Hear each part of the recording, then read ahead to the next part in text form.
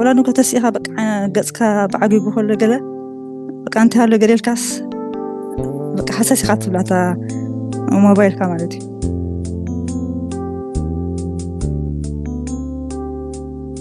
إذا حتى زي قالوا ما أنتي كلاتنا نسوتنا أنتن حتى مسي أنتي مقبلونا إلي حسن نيره كم كريستيانات كنمرت نايقدني ما بكله يقرب موت ذلك أخذ مرت ولا عن بحر خاون كتكيرسي تخيليها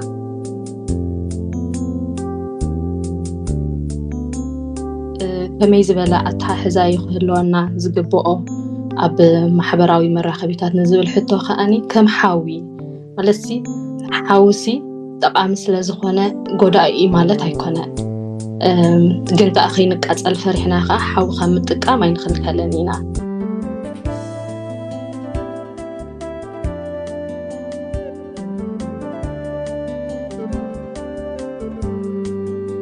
تعور نكد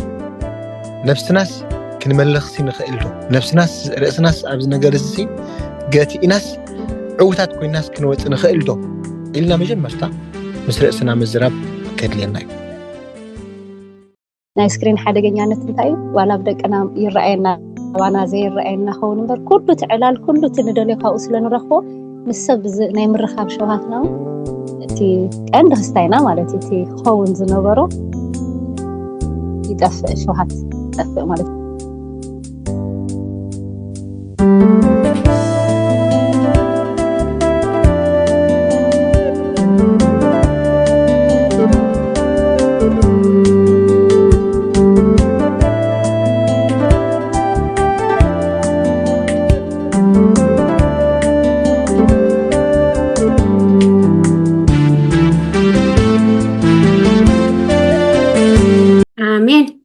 آمين أبونا زيابير يخبر لنا ملأخت باولوس الناب سب قلاسياس معرف سلسته كاب حدا دقيم مس كريستوس كام موت تنسيكم إغنمو قلبكم أبتا أبسماي زلو نقرات أبت كريستوس أبيمان أملاح تقميت وزلو قبرو أمركم نابتا مدري زلو زي كونس نابتا أبسماي زلو يقلب كما يموتكم يخم هيوتكمون مس كريستوس على أملاح تسوير على هيوتكم زخنا كريستوس مستقلسة نسخاتكمون مسؤول بخبرة تقلسيكم سلزي نتسقاوي فتوة سمعتكم مالت منذر النهار خسد فتوة سقا خفوت مني تي عامل خوت عاوت زخنا سس قتلوا بسر زي نقرات زي قد عاملا خابتهم نبيابير زي ويورد الله نسخاتكمون قدم نزي نقرات زي ناقبركم تنبرو نبركم عندنا نسخاتكم كاب قطعا كاب حرقان كاب كفاءات سمسب كاب مسلام كاب زي صيف زربا زبالة كله رحقه بقال كونا ويس بقبريت تقبرو وزبالة كله بسم قويتان أيسوس قبرو بوخان يابي رابو أمسكنو يابي راملاحنا أب سمايات أب أريان بقدسان بملأختخا قدوس نتبهلكا تمسكن تولتسن عبين زلالمون أملاخ كبرن أبيتن سجدتن وداسين كله الآخر يابير قدوس أملاخ بمحرتك ننبر تنبرنان ذدليلنا كله نهبكا تمقبلنا بحاليوتك بصقخا تملالسنا لخمو نمسكنك لنا بهيوت دوم بالنا سابزا ساعات زيام موسعنا مئتاونا مدقاسنا متسعنا كله بأخايمو نمسكنك لنا እግዚአብሔር አምላክና ስለ ህይወትና ስለቲ በሕድር ዘሃብካና ህይወትን ስለዚህ ሃብካና አገልግሎትን ስለዚህ ሕብረትን ስለዚህ ምትእኽኻብዝን መስክነካለና እግዚአብሔር ስለቲ አባሓተይ ብዙሓት ኣሕዋትን ትገብሮ ዘለኻ ሰናይ መስክነካለና ነው ድማ በሰዓት እዚ بزع مسألة بخمزع مسألة متأخخاب أحواتي تأكيبوا مالو مو أملاخي بتزيدرت منفسكا بهلاونتكا عبد متأخخاب زي كتهلو ديابير نسوح كلنا ديابير أملاخي بهلاونتكا نقولو تملأ أملاخي خمو نفس وكف أبزل لنا منفسكان سأكخان يحضرنا سأكخا أبلأ لنفس وكف يخون بذل مشيت زي نزلو مزررات مميات نحساب مكفال كله بمنفسكا كابخا برديتكا بدقفكا خون نلمنك እግዚአብሔር አምላኸይ ነፍስ ወከፍ ተሃኒሱ ተገልግሉ ተባሪኸን ተባሪኹም ወፁ ወይታ ንልምንካ ናይ ወዳትን ናይ ዋልድን ናይ ደቂ ኣንስትዮን ምትእኽኻብ ጥራይ ዘይኮነስ መንፈስካ ዘለዎ ዝተቀደሰ ተባረኸ ጉባኤ ክኸውን እግዚአብሔር አምላኽ ንጽዋዕ ባርኸና ነግዜና كل بعض كبرنا عخايفون كبرنا ود خايفون كبرنا منفس قدسن يكون كابحجين زي العالم آمين يا ريدي بعد خلنا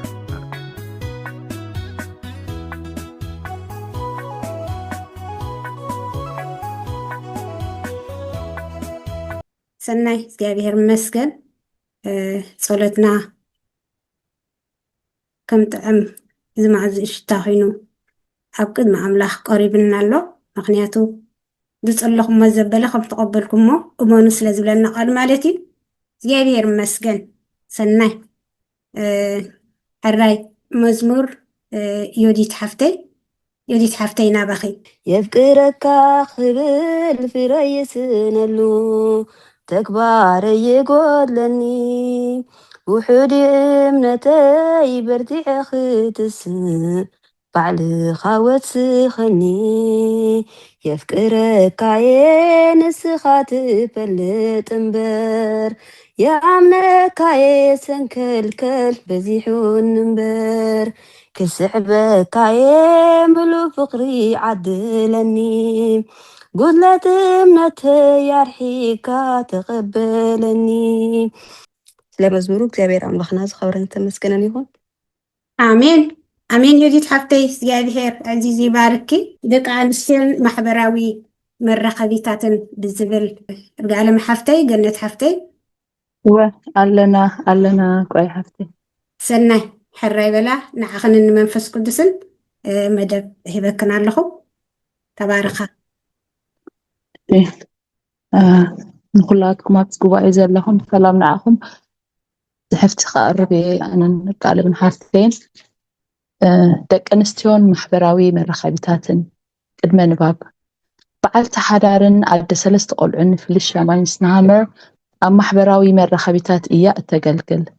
ደቃን ሓዳራን ብዝግባእ ክትኣሊ ባህጊ ኣለዋ እዩ ኣምላኽ ንምዕያይ ብኦንላይን ናይ ምግልጋል እውን ባህጊ ኣለዋ ኣብ ምሕላው ሚዛን ግና ከቢድ ብድሆ ከም ዘሎ ትምስክር ማሕበራዊ መራኸቢታት ይሃንፀና ዶ የዕንወና እዩ ዘሎ ኣብዚ እንታይ ክንብል ንኽእል ፌሊሻ ማይስናሃመር መስራቲት ዋና ጸሓፊት ዋና ፈጻሚትን ስራሕን ናይቲ ነፍሲ ወከፍ ክኢላ ስነ መለኮት እያ ዝብል ትበግሶ ኣሎ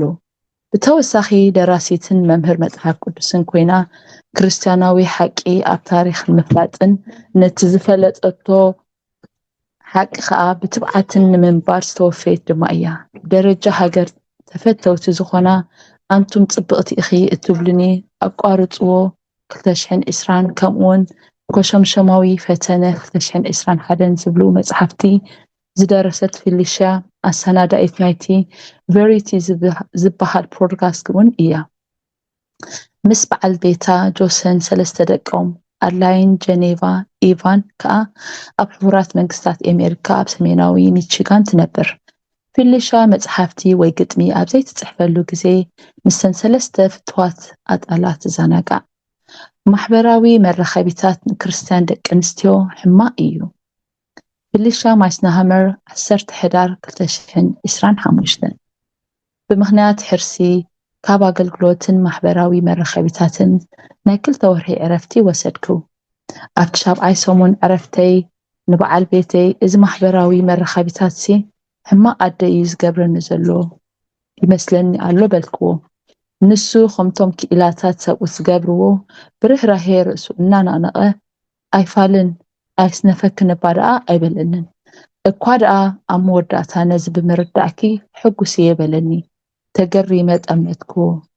ንሱ ግና ኣዝዩ ቁኑዕ ካብ ምዃን ዝተላዕለ እቲ ማሕበራዊ መራኸቢታት የጨንቐኪ እዩ ዘሎ። እዚ ከዓ ነቶም ቆልዑ ውን ይፀልዎም ኣሎ በለኒ። ኢንስታግራም ፍጥር ካብ ዝብል ካብ ቅድሚ 12 ዓመታት ሒዘ ኣብኡ ክቃለስ ፀኒሐ። ነቲ ኣነ ፅቡቅ ዝብሎ ንምግባር እቲ ኣብኡ ዘሕልፎ ዝነበርኩ ግዜ ኣምላኽውነቲ ኣብ ዝርከብ ንፅቡቅ ተጠቂሙሉ እዩ ብዝብል ምክንያት ነገራተይ ብከምኡ ዝቃለለለይ ይመስለኒ ነይሩ። ድሕሪ ዓመታት ግና ኣብ ኣጠቃቅማይ ነዞም ዝስዕቡ ገደባት ክገብር መደብኩ። ኣብ ዓመት 2 ወርሒ ካብቲ ኣብ ርሒቐ ዕረፍቲ ክወስድ ኣብ ቀዳመ ሰንበት ማሕበራዊ መራኸቢታት ከይጥቀም ቀጥታዊ ሕቶታት ከይምልስ ነቶም ብርሑቅ ዝፈልጦምን ተቐሊለ ንዘይፈልጦምን ምክትታሎም ከቋርፅ ስእሊ ደቀይ ካብኡ ክድምስስ ወሰንኩ። እዞም ዝተጠቕሱ ገደብ ገይረ ከብቅዕ እውን እቲ ማሕበራዊ መራኸቢታት ግና ገና ኣብ እሙረይ ኩናት ካብ ምእጓድ ኣየዕረፈን። እቶም ኣቐዲመ ዝረኣኽዎም ስነ ሞጎታውያን ስነ መለኮታውያን ክትዓት ብውሽጠይ ምስልሳሎም ለመድኩ። ገለ ፅቡቅ ስራሕ ንጎይታ ክሰርሕ ብምባል ከዓ ብስምዒት ላዕሊ እዘልል እሞ ኣብ መወዳእታ ግና ኣብ ሓደ መሰረታዊ ወይ ዓቃባዊ ቁጥዐ ተሸሚመ ገዛእ ርእሰይ ኣብ ጉድጓድ ማንቲለ ተደርብየ እረኽባ። ደቀይ ዕለታዊ ንባብ ቅዱስ መፅሓፍ ከንብበሎም እናተፀበዩኒ ኣነ ግና ገና ብረፋዱ ሰዓት 9:30 ከሎ ድሮ ክሳዕ ዝርህፅ ብሓሳብ እወሓጥ ነበርኩ። ብዛዕባ ፍቅሪ ኣምላኽ ዝገልፅ ጥቕስታት እናንበብኩሎምሲ ውሽጠይ ግና በቲ ቅድሚ 10 ደቃይቕ ኣቢሉ ዝረኣዮ ይርበፅ። ዓቕሊ እስእንን ርበሽን ነበርኩ። እዚ ከዓ ንደቀይ ዋጋ ኣኽፊልዎም እዩ። ማሕበራዊ መራኸቢታት ሕማቅ ኣደ ጥራይ ዘይኮነስ ድኽምቲ ክርስቲያን እውን እዩ ገይሩኒ። ነቲ ኣነ ፅቡቅ እዩ ዝብሎ ኣብ ማሕበራዊ መራኸቢታት ክፅሕፍ ክብል ንባዕለይ ግና ድምፂ ኣምላኽ ካብ ምስማዕ በኸርኩ። ኣምላኽ ብመፅሓፍ ቅዱስ ኣቢሉ ከም ዝዛረብ መሰረታዊ ክርስቲያናዊ ምህሮ ስነ መለኮት እዩ። እዚ ነቲ እግዚኣብሄር ድምፂ ዘስማዓሉ ቀዳማይ መገዲ ኮይኑ ፈፂሙ ዘይቅየር ድማ እዩ። መንፈስ ቅዱስ ግና ብጥበቡን ብመሪሕነቱን ነቲ ቅዱስ ፅሑፉ ኣብ ኩሉ ዘመናት ኣብ ግብሪ የውዕሎ። ነዚ መሪሕነት እዚ ክትክተሎ እንተኮይንካ እቲ እንኮ መገዲ ንተኣዛዝነት ክፉት ዝኾነ ልዙብ ኣእምሮን ሒዝካ ምንባር የድሊ። ሕጊ ብሉይ ኪዳን ንኣብነት እቶም ካህናት ነቲ ማሕደር እግዚኣብሄር ምእንቲ ከየርክሱ ናብቲ ማሕደር ክቐርቡ ከለዉ ኣልከላዊ መስተ ከይሰትዩ ኩልኩላት ነበሩ። ዘለዋውያን ምዕራፍ 10:9። ኣብ ሓድሽ ኪዳን ከዓ ስኽራን ምስቲ ብወይኒ ኣይትስከሩ መንፈስ ይምላእኩም ብዝብል ዝነፃፀር ኤፌሶን ምዕራፍ 5:18 ስኽራንን ብመንፈስ መምላእን ክልቲኦም ብሓባር ክነብሩ ኣይክእሉን እዮም። ቅዱስ መፅሓፍ ቁኑዕ ኣተሓሳስባ ንክህልወና ክእዝዝ ከሎ መብዛሕትኡ ግዜ ንኣልከላዊ መስተ ኣብ ግምት ብዘእተወ መገዲ እዩ ዝዛረብ። እቲ ኣብዚ ዝመፅእ ሕቶ እምበኣር ማሕበራዊ መራኸቢታት እውን ልክዕ ከም ኣልከላዊ መስተ ዘስክር ኮይኑ እንተተረኽበኸ ዝብል እዩ። ማሕበራዊ መራኸቢታት እቲ ንሱ ዝፈጥሮ ግብረ መልሲ እውን ንድምፂ ኣምላኽ ንምስማዕ ንምእዛዝን ኣፀጋሚ ዝገብሮ እንተኮይንኸ። ብተመክሮይ ማሕበራዊ መራኸቢታት ከምዚ ኮይኑ እየ ረኺበዮ። ማሕበራዊ መራኸቢታት ሕድሕዳዊ ዝምድናዊ ርክባት እውን ይዕኒ እዩ። ቀንዲ እቲ ናይ ጥፍኣት ኣፅዋር ከዓ ውድድር እዩ። ብፍላይ እዘን ዝሓለፋ ሒደት ዓመታት ክርስቲያናዊ ኣተሓሳስባ ዘለወን ክነሰንሲ ግናኸ ነታ ኣንፈለው እትብል ከም ሰይፊ ብምፍልላይ ብምምዛዝ ኣብ ቤተ ክርስቲያን ከይተረፈ መወዳእታ ዘይብለን ደንበታት ፈርየን እየን። እቲ ኣዝዩ ዘሕዝን ከዓ እቲ ኣብ ዓውዲ ኣገልግሎተይ ዝርከብ ኣብ መንጎ ክርስቲያን ደቂ ኣንስትዮ ዘሎ ሓድሕዳዊ ርክብ እዩ። ደቂ ኣንስትዮ ፍቐድኡ ነቲ ንስገአን ክሰምዖ ዝደልዮ ጥራይ እናሰምዓ ንስገአን ይምግብኦ ኣለዋ። ንሰብኣይ ክዶ ፀሊእክዮ እቲ ፀገም ንሱ እቲ በዓል ቤትኪ ከም ዝኾነ ዘርኢ 10 ምኽንያታት እንህልኪ ብትሕዝትኡ መልእኽቲ ይሰምዓ። ካልእ ሰበይቲ ድያ ኣቕጢዓትኪ ንሳ እታ ሰበይቲ እቲኣ መዝማዚት ምዃና ዝእመን 5 ምኽንያታት እንህልኪ ዝብል እውን ይረኽባ እሞ ንዑ ከዓ ይሰምዖ። ግቡእ ኣተዓባብያ ቆልዓ ናይ ሙሉእ ዓዲ ስታፌ ዝሓትት ክበሃል ከሎ ከዓ እቲ ሙሉእ ዓዲ ደኣ እምበር ንስኸ ግና ሓንቲ እኳ ትኹን ጌጋ ዝበሃል የብልክን ወዘተ ዝብላን ካብ ጌግአን ዝእርምን ዝመልስን ዘይኮነስ ንርእሰን ሓራ ገይሩ ንኻልኦት ግና ዝኾንን ሓሳብ ማዕሪረን ይምገባ። ሃዋርያ ቅዱስ ጳውሎስ ኣብ ቀዳማይ ጢሞቴዎስ ምዕራፍ 5 ወደ 13 ብዛዕባ ዘን ከምዚአን ዝኣመሰላ ደቂ ኣንስትዮ የጠንቅቕ። ቤተቤት እናዞራ ምፍኳር እየን ዝምህራ ዘይግባእ እናተዛረባውን መብዛሕቲ ኣፈን ወልፋሳትን ይኾና እምበር ምፍኳር እዮ ጥራይ ኣይኮናን ድማ ይብል። እዚ ምስቲ ሎሚ ኣብ ማሕበራዊ መራኸቢታት ዝናዛሕ ወረን ሕሜታን ይመሳሰል። እተን ከምኡ ዝገብራ ደጊም ቤተቤት ምኻድ ኣየድልየንን ይኸውን። ኣብቲ ማሕበራዊ መራኸቢታት ብምፅሓፍን ብምጥዋቕን ግና ፅልኢ ዘርአን የሳውራን። እክሊት ደኣ ብዛዕባ ክንደያ ትዛረብ ዘላ እሞ ዘይትምልስላ እቲ እከሊ ዝበለቶ ኸሪእኽየ ዶ ሓደ መምህር ወይ ሓደ ፀላው ዝኾነ ሰብ ዝፅሓፎ ብምልኣኽ ተቃውሞ ምልዓዓልን ወዘተ ብሓፂሩ ከምተን ኩሉ ሳዕ ዝምህራ ናብ ፍልጠት ሓቂ ክበፅሓ ግና ከቶ ዘይከኣለን እተባህለለን ከምአን ኮይነን ይርከባ። ካልኣይ ጢሞቴዎስ ምዕራፍ 3:5-7 ማሕበራዊ መራኸቢታት ከምቲ ስቶክሆልም ሲንድሮም ዝበሃል ከነጥሪ እዩ ገይሩና ዘሎ። ስቶክሆልም ሲንድሮም ማለት ብሓፂሩ ፍቅሪ መርዚ ማለት እዩ። ኣንጻርካ ክጥፋኣካ ንዝተላዕለ ንስኻ ግና ብፍቅርን ሓልዮትን ክትሕብሕቦ ከለኻ ዝህልው ኩነት ኣእምሮ ማለት ድማ እዩ። ኣብ ማሕበራዊ መራኸቢታት ብርግፅ ንባዕልና ተመቂሕና ክነስናስ ግና ንሰባት ሓራ ንውፅእ ዘለና እዩ ዝመስለና። እዚ ባህሪ እዚ ክሳብ ክንደይ ሰይጣናዊ ምዃኑ ግና ዝተረድኣና ኣይመስለንን። ኣነ ግና ደጊመ ተረዲእዮ ኣለኹ። ንባዕለይ ኣብ ከባቢ ከምዚ ዝኣመሰለ ሰበይቲ እየ ዓብየ። እቲ ከፋፋሊ ዝኾነ መንፈስ ንዓባየ ኣሰቃይዋ ነበረ። ስምዒታዊ ውሕስነት ጠፊኡ ነቲ ክታንፆ ዝግባእ ዝነበረ ቤት ድማ ኣዕንይዎ ነበረ። ንግዚኣ ገዛእ ርእሳ ኣብ ሓቂ እናዓበየትን ንስድራኣ ከዓ እናፍቀረትን ኣብ ክንዲ ተሕልፎስ ነቲ ሰምዓቱ ሕሜታ ኣብ ምሕላው ኣብ መንጎ ደቃን ደቂ ደቃን ኣብ ነፍሲ ወከፍ ብምንፅፃርን ግርጭት ኣብ ምልዕዓል ምስ ሓጢኣታ ምስ ተራፀመት ድማ ብቁጥዐ ክትበርር እናደለይቲ እያ ሓሊፋቶ። እቲ ዓባየ ብቴሌፎን ትገብሮ ዝነበረት ሕጂ ብዙሓት ደቂ ኣንስትዮ ብቐሊሉ ኣብ ማሕበራዊ መራኸቢታት ይገብርኦ ኣለዋ። ደቀን ብኣካልን ብመንፈስን ምስኦም ህልውቲ ዝኾነት ኣደ ክትህሉ እናተፀበዩ ከምቲ ደቀይ እውን ኣብ ገለ እዋናት ዝገብርዎ እቲ ሕሜታ ግና ኣዝዩ ሰሓቢ ስለ ዝኾነ ንሳተን ከዓ ካሓልፈን ኣይደልያን። እዚኣ ጥራይ ሓንቲ ተወሳኺት ጥራይ እዚኣ ጥራይ በቃ ናይ መወዳእታ እዚኣ ጥራይ በዚ ከምዚ ከዓ ኣብኡ ይሽመማ። ማሕበራዊ መራኸቢ ዘይሰድድ ሓይሊ ስሕበት ኣለዎ። እዚ ልማድ እዚ ምትካኽ ሽጋራ ወይ ወልፊ መስተ ነይሩ እንተዝኸውን ከም ዓብ ፀገም ቆፀርናዮ። ንሕና ግና ክርስቲያናት ደቂ ኣንስትዮ ስለ ዝኾና ትሕዝቶና ድማ ክርስቲያናዊ መልእኽቲ ስለ ዝኾነ ዕዮ ኣምላኽ ኢና ንሰርሕ ዘለና ኢና ንብል። ገለ ሰብ ከዓ እምበር ክዛረብ ኣለዎ፣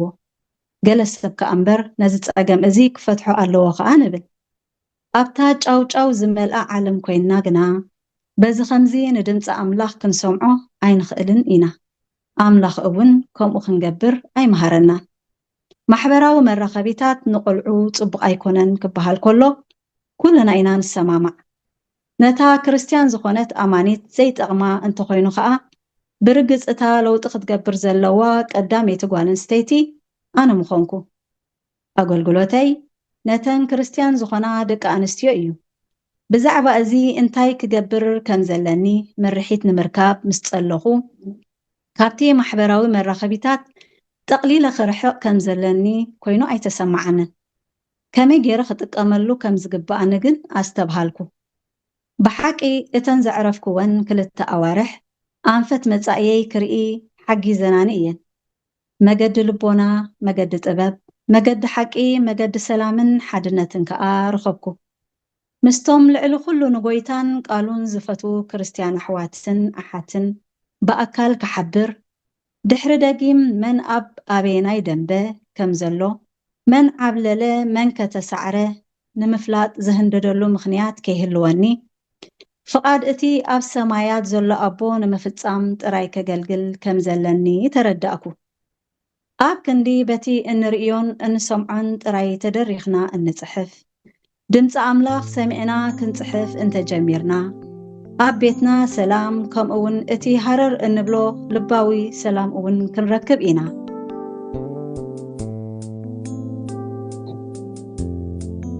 አሜን አሜን። ሓቂ እግዚአብሔር ይባርክን። ይርጋለም ሓፍተይ እንድ ገነት ሓፍተይ እግዚአብሔር ፀጉ የብዝሓልክን ካብኡ ከይወፃና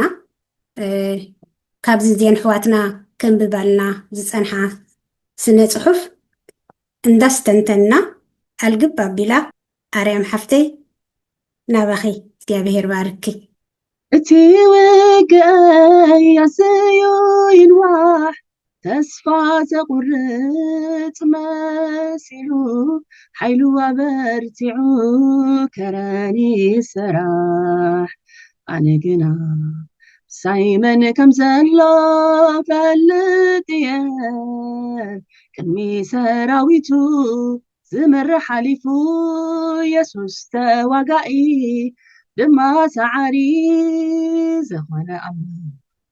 ኩሉ ኸኣሊ ክሳዕ ዝዕብ የዘጋደል ናይ ሰማይ ኣኽሊለ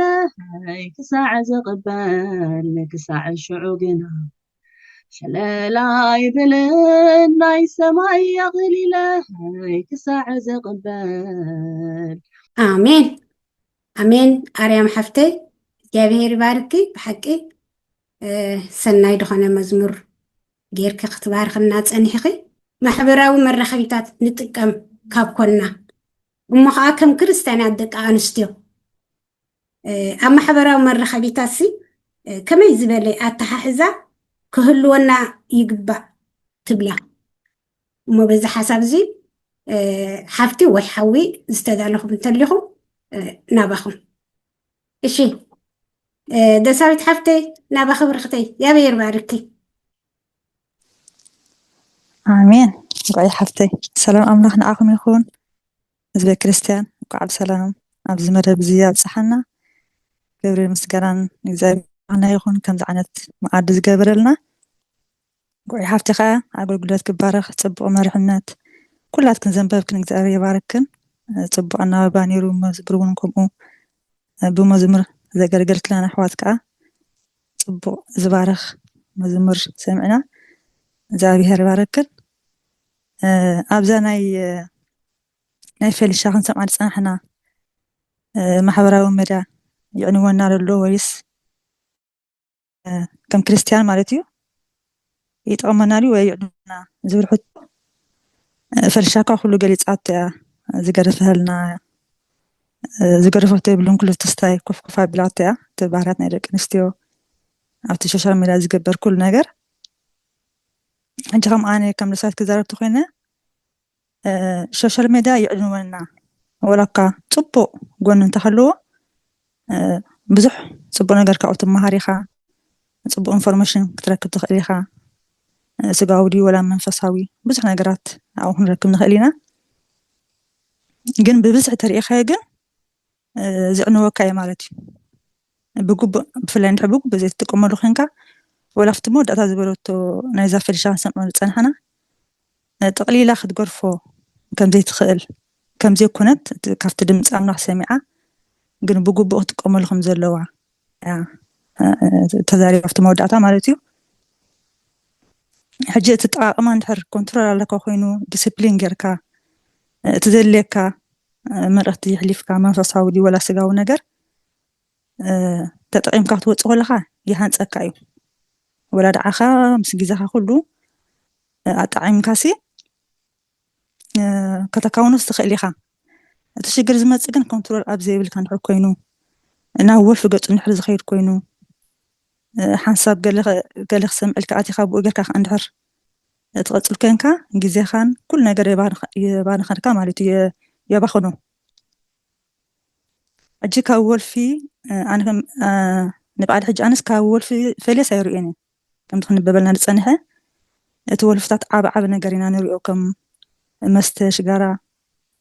ግን እዚ ሶሻል ሚድያ እውን ከም ዝጥዑም ወልፊ እዩ በቃ ንስኻ ፅቡቅ ዘለካ እናመሰለካ ግን ከይተረዳእካ ትውለፍ ወላፍቲ ኖርማል ሂወትና መዓልታዊ ንገብሮ ንጎተሲና ሻወር ምግባር ምሕፃብ ገፅካ ኩሉ መዓልታዊ ንገብሮ ሂወትና እዚ እታ ቴሌፎንና ከዓ ምስኣ በቃ እቲ ሮቲንሲ ምስቲ ሂወትና እስካብ ማሳይ ትፍለን እያ ወላ ንጎተሲኻ በቃ ገፅካ ብዓጊጉ ከሎ ገለ በቃ እንታይ ሃሎ ገለልካስ በቃ ሓሳስ ኢኻ ትብላታ ሞባይልካ ማለት እዩ ሕጂ እንታይ ክብል ኢለ ብፍላይ ካብ መንፈሳዊ ሂወት ቀዳማይ ነገር ካብ መንፈሳዊ ሂወት ከትርፈና ከሎ እዚ ዝኸፍአ ነገር ማለት እዩ እሱ ከዓ ብግዜ እቲ እግዚኣብሔር ዝሃበና ግዜ እንድሕር ኣብ ሶሻል ሚድያ ንሕልፎ ኣለና ኮይና ማዓሲና ድምፂ ኣምላኽ ክንሰምዕ ማዓሲና ጉዳይ ሓዳርና ሂወትና ደቅና ከም ክርስቲያን መጠንሲ ኣደስ ብዙሕ ነገር ሓላፍነት እዩ ዘለዋ ሕጂ እቲ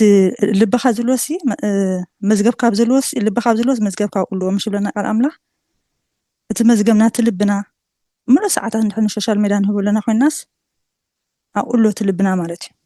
ሕጂ ካብ ኣምላኽ ሲፈለና ካብቲ መንፈሳዊ ሂወት እንዳደኽምና ኢና ንኸይድ ከምኡውን ኣብ ዘዳግም እንታይ ድሎ ወላ እቲ ፍቅሪ ኣምላኽ ሲ ከም ዘልግሰልካ ማለት እዩ ኣብ ዘዳግም ምዕራፍ 6:4 ወእስራኤል ስማዕ እግዚአብሔር ኣምላኽና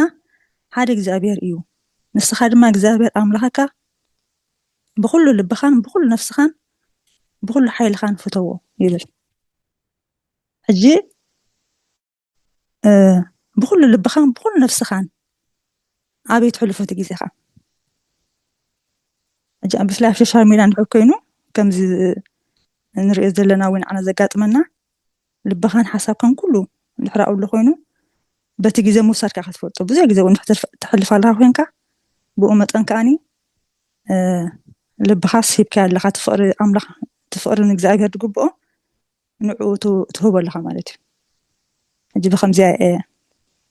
ዝርድኦት ዕንወት ማለት እዩ ግዜ ከይብል ንካልኦት ክዓድል ክብል እንጓይ ሓፍተይ ይዕነለይ እግዚአብሔር ይባረኩም ፀኒልኩም ንሰማዕኩም ንኻ ኣሜን ተሳይት ሓፍተይ እወ ናይ ብሓቂ ግዜና ልክዕ ቃል ኣምላኽ ግዜ ዓጂኩም ንኣምላኽ ኣኽብርዎ እዩ ዝብለና ከም ለባማት ከም ዓያሽ ድኾነስ ከም ለባማት ንበሩ እዩ ዝብለና ሓቂኺ ማሕበራዊ መራኸቢታት ከዓ ነቲ ግዜ ኣምላኽ ይሻመመና ስለ ዝኾነ ፅቡቅ ኣለኺ ተባረኺ ሕራይ ካልኦት ከ ኢድ ክንሓፍ ዘበልክን እንተሊኽን ተዛረባ ይኽን ምናልባት ዘይርአክን ከይህሉ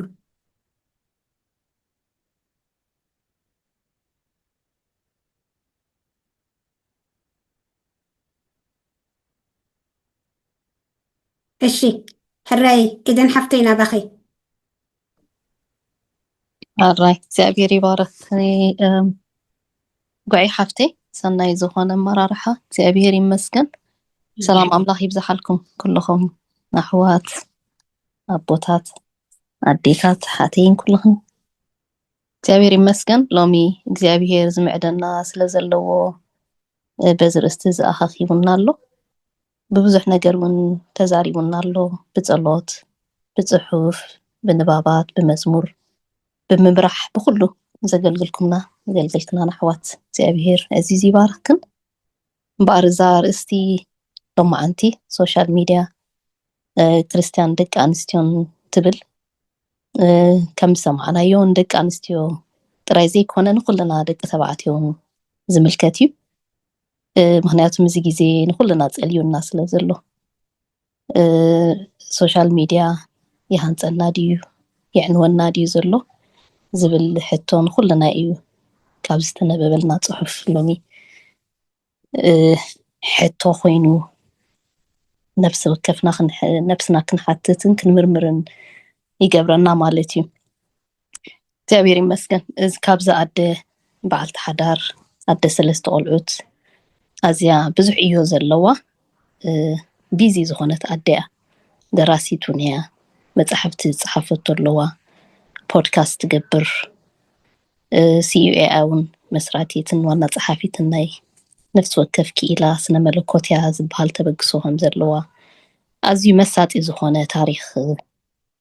هيوت اللوا مالتيو من برنامج صحاف قدسونيا أزيو زدنا تي أقلقلوتا كله تقبروسي بتعمي أدني غيا تي باقي زلوان بأونلاين مقلقال كلنا نكبر أملاخي لا تقبرو كم زنبرت وني نقر مالتيو إذا باقي زي أب كلنا أرلو كلاتنا ندلينا بزحات أب سوشيال ميديا أب على تيك توك زتقفوا أحوات كندلي بزح نحن أبكم آتينا أنا هي وتيري نفسي ري أبزا سبيت زي أبت تمكر أبت تبلو زلا كنت تناتها كذا تكون تدي هاللون نجن بزح نعيو أملاخي لنا نقبرو بزح نقرار له كم أديثات مالتي جن تمكرتي تمكر على السوشيال ميديا أنا كريستيان دك أنستي حما أيو إلى تزاريبا مالتي مجمرة خريق سام آخر له إذا لما كرد أزخاء على نبع البيت هم صحة التوي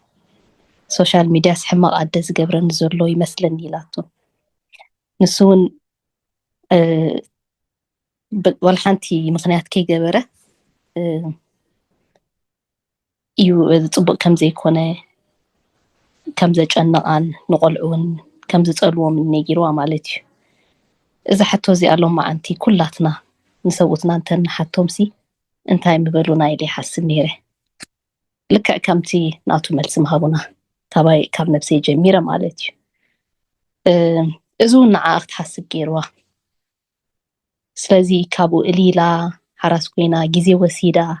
ريحق مس حاسبت مس أملاخ مستزراربت مستقليت يعني نابملتي نافت كونكلوجن متى مالتي السود ما تجري ساخت قرفو ديكونسي أطاقما جيزي ناتو متي نقول لسب أطاقما جيزي سلازي كاليو أب بزحات سبات أب تيك توك نابقلن تدخيلهم زوعلو تريهم بناسيات مالتي جيزي هاخ كمي كمز سرقو نردأ جيزي دق خان حدار كان كمي كمز وستو نردأ سلازي زخوانا نقر كبزيحن كله قدعات اللو كله مقبته بزيحو تنقبرو زبالة كله زربات بزيحو كله قدعات اللو مالتي سلازي مودريت كون كمز اللو بالانسد ناي مقبار كإلت أطاقما بساعتات بلان موتا علامة أتي أطاقما خا رقص مقبار نمتا علامة أنا زدك أمر زلو زخت قبر زي تخيل انت خوين كادما تغلال لا موتا ويمدمساس يحيش مالتيو أنا كابت مكري أب تيك توك هذا جزء ناقل قلوتينا جميرنا دلوز نبرنا جزء حنسا أبصومنيا نيرا هنتك أمل لا الناس حاسبنا لا طبق نيرو أم جمرة طبق كسيبنا نيرنا جن اندحر على كاتا أب كمول في دحزكا انت كتاتو كتوت ذكرني نجهو ساعات جمرة ساعات 4 فرعان جمرة ساعات نيرو كهيد كله من قدي بترانسبورت لتكم نبركو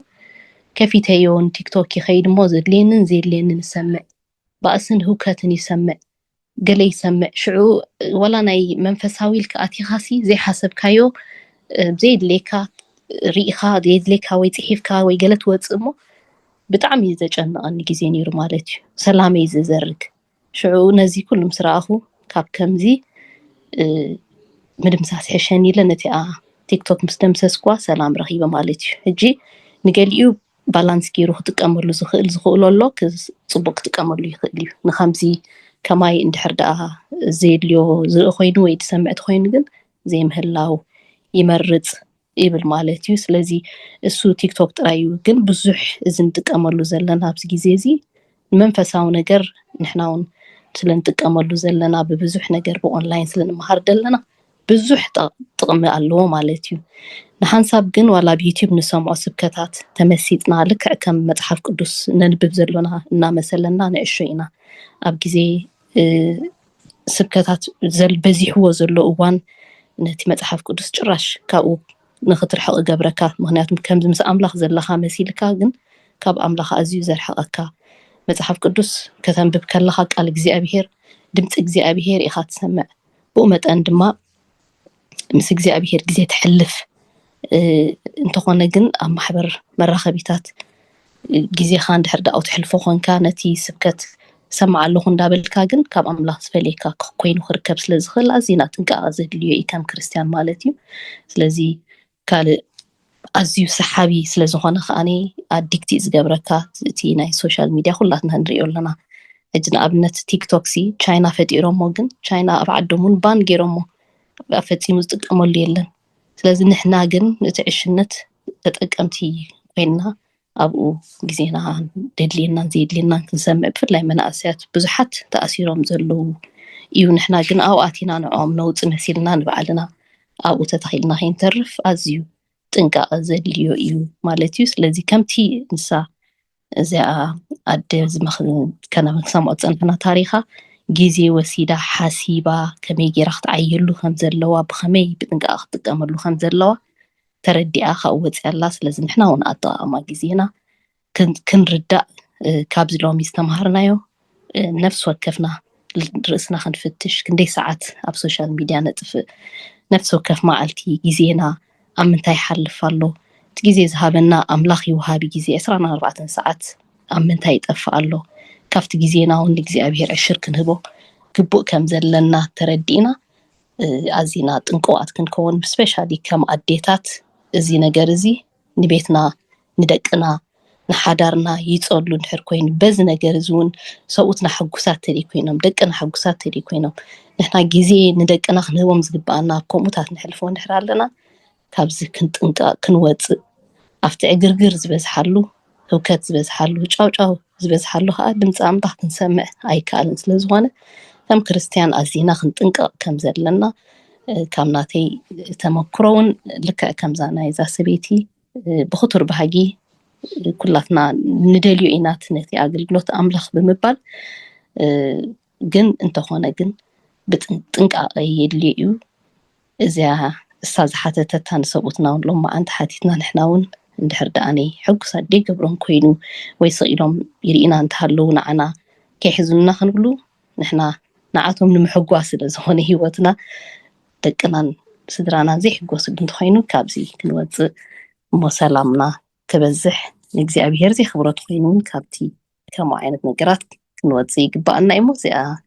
ንእሽተይ ካብታ ተረድአትኒ ካብቲ ዝበፅሐ ዘለኹ ከማኽረኩም ንደሊ ተባረኹ ዋው إذن حبتي حقي እግዚአብሔር ይመስገን ተባረኺ እድየ ምስክርነት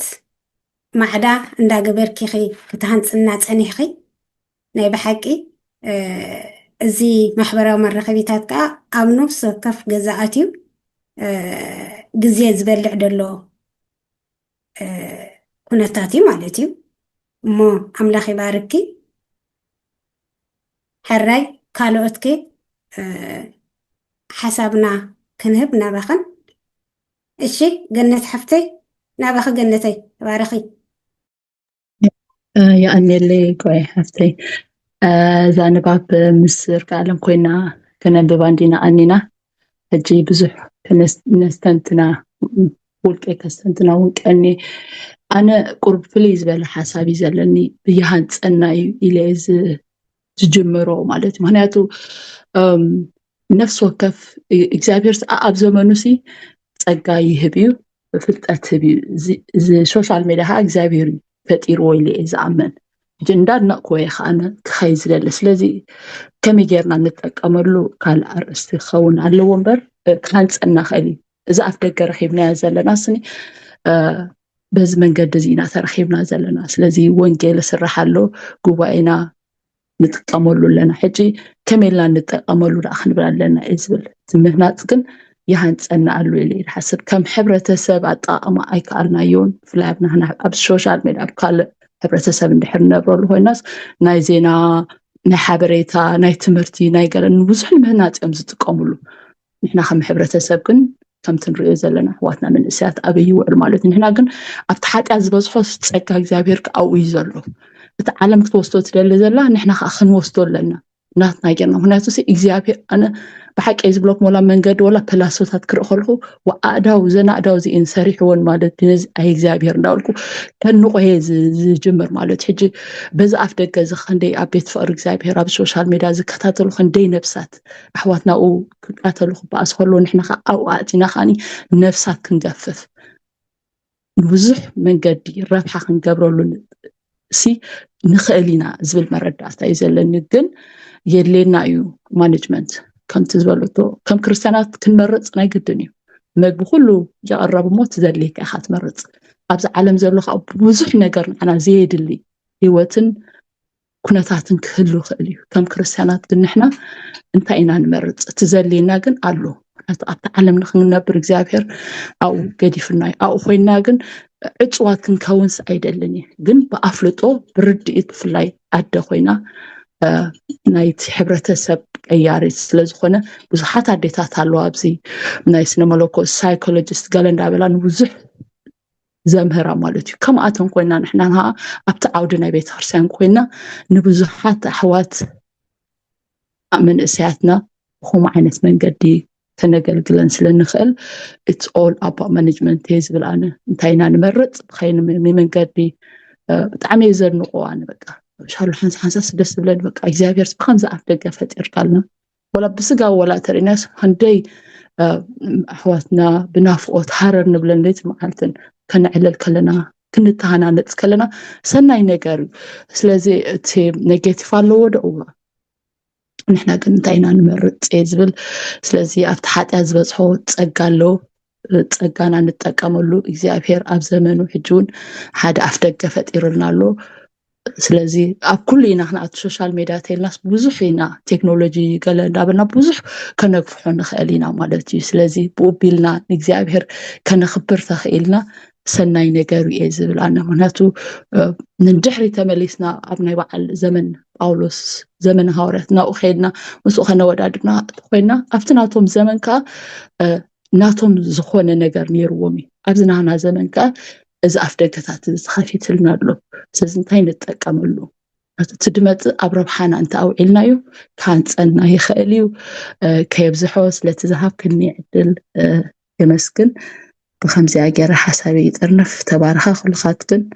إذا كان إذا أفدق زحجون سلز خفت لنا بزجيرو بدن فينا نسمع مع زلنا مو كلنا ينفلالتن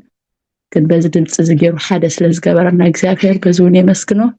إذا كاتبابن سنة زخونة حريق نحرن الطبابي هابلنا يعني اللي سناي جنة حفتي بحكي تبارخي يا بهر تصقو يبز حلكي هو ناي بحكي ولا زي عدي كت مسكر كلاكو أما حلاو ميزان قنا كبيت بده كم زلا تمسكر زلا مالتي اتنطق أمالس ميزانوي كخون كم زلوا عندنا خا أبت ميزاناوسي محلاوس نعو ترديخا معرخ عندي ميزاناو ختحلو كم زلكاسي كتردأ كم زلكا مخنيات واقاس يخفلك أيو مالتي إمو حق خي صبق ونلوا نبعلو نهلا أزي قال أملاخ نمقبلو نتحنا نصل زلنا عز مرة خبي زخمان حاد خوي مالتي ما أملاخ يبارك جنة حفتي سناي حراي نابختكن برخاتي بز حساب زي حسابكن كتقلصا تدليا أحوات أحات وي أحوات مالتي نابخم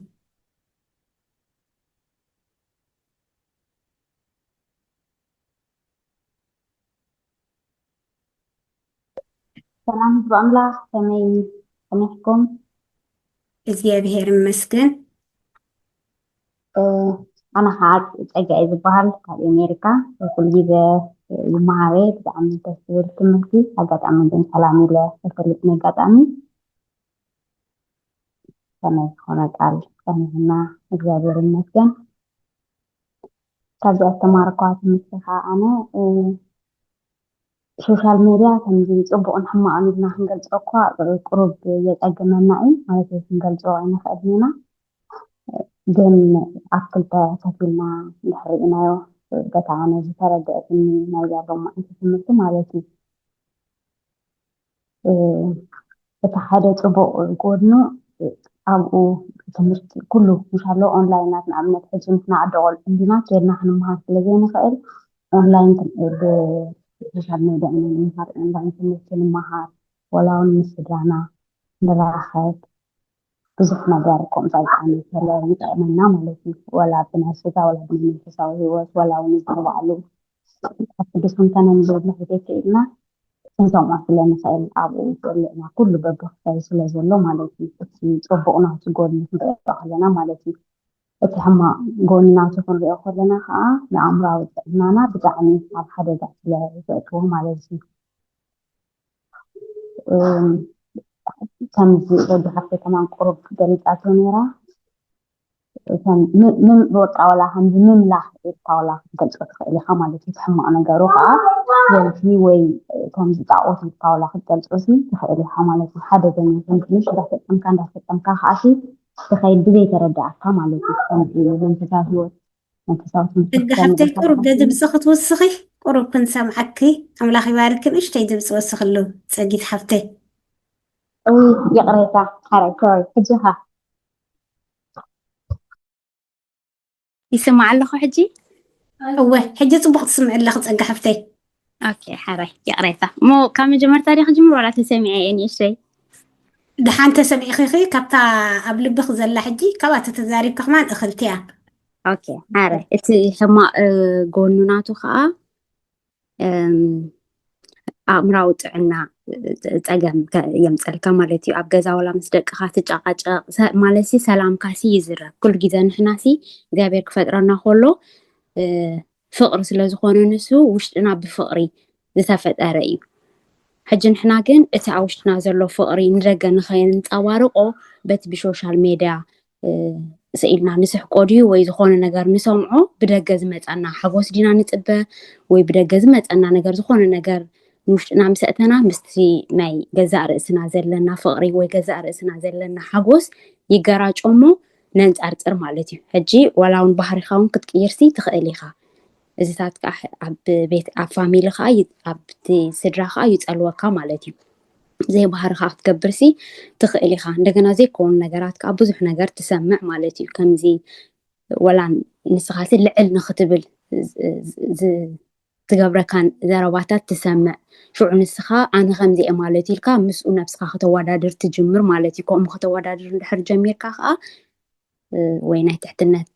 ስምዒት ይስማዓካ ወይ ካልእ ነገር በቃ ቶታሊ ሕማቕ ናይ ወረ ናይ ሓሶት ከምኡ ኣብኡ ትራኽባ ንነብስኻ ማለት እዩ ስለዚ እግዚኣብሔር ይመስገን ድሓን ፅቡቕ ተማሂረ ማለት እዩ ክገልፆ ይከኣልኩን ብጣዕሚ ግን ደስ ኢሉኒ ፅቡቕ እየ ክመሃር ፀኒሐ ክብርን ምስጋናን እግዚአብሔር ኣምላኽና ይኹን ብሩኽ ምሸት ኣሜን ኣሜን ፀጋ ሓፍተይ ዝገደፍከ የብልክን ፅቡቕ ኢኺ ክትገልፅ እየ ፀኒሕኺ ምክንያቱ እቲ ሓሳባት ንሱ እዩ ወላ እዚኣ ኣዴኹም እያ ትብል ደላ እዚኣ ትምስክር እዚኣ ፈልሻ ማለት እዩ መፅሓፍ ቅዱስ ከተንብበሎም ንደቃ እንዳንበበትሎም ከላሲ በቲ ቅድሚ 10 ደቃይቕ ዝርአቶ ትርበፅን ከም ዝነበረት እዩ እያ ትምስክር ደላ እሞ ኣምላኽ ይባርኪ ፀጋ ሓፍተይ ሕራይ ኣቦና ኣቦይ ቅሺ ናባኹም ኣቦይ ቅሺ ናስ ክብረት ኣብለይ እግዚኣብሔር ይባርኽኪ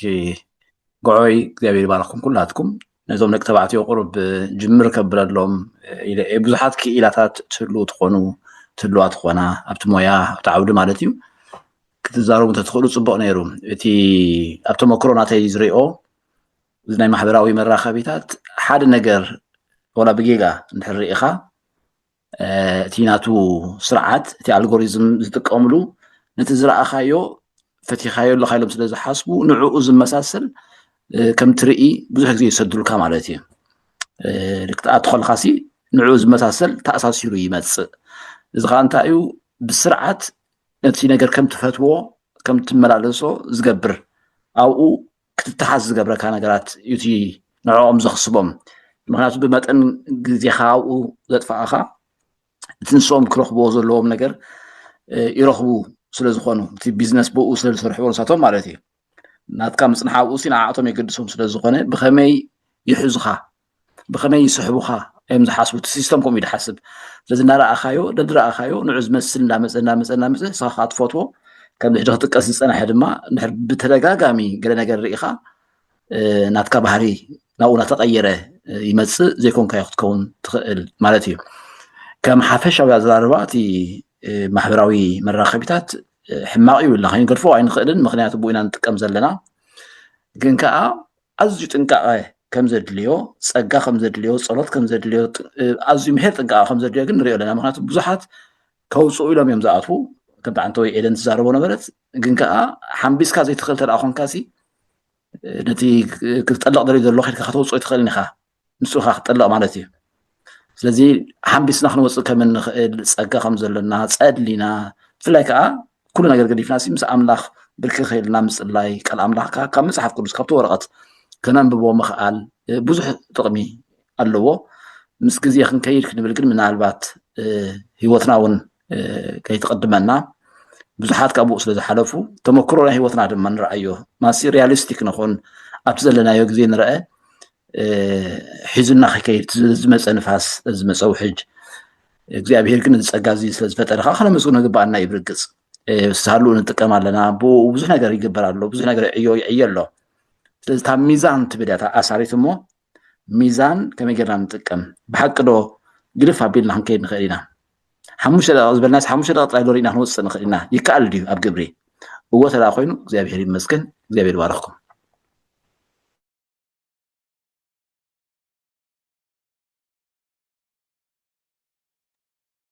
امين ابونا حقي هو نسي اتي بغبو ميزان غيركا غزي خازي بتقامي حنت خريت بالمو ناب 3 ناب 4 يسغاغركا نسيو تجزي خا شو مكمو نبحك بنا حراي نابخم حجسي دك انستيس ولا كاخلني اسك نابخم نابزو محواتنا خا كمزي ابيك ايش زبلو بزحت كيلاتاتن او اب هوتنا اب غربيتنا اب كل زرعنا يسكل يخيدي እሞ ምስክርነትኩም እንታይኩም ድበለጽ እዩ ምክንያቱ ብዙሓት መህነጺ ስለ ዝኸውን ማለት እዩ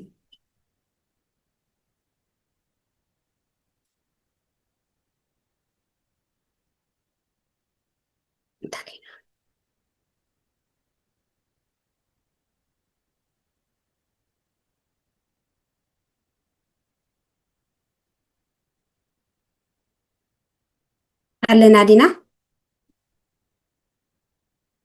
الرأي اللي تحبتي اوكي إيشي نابخم اللي